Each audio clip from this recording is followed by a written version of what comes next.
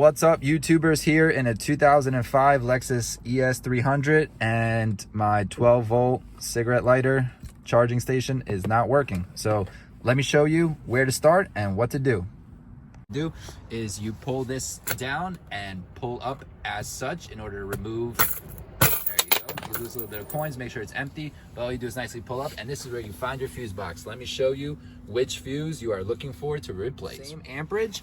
Now also, if you want to know what the fuses are, right over here on the back of this you can find all the fuses.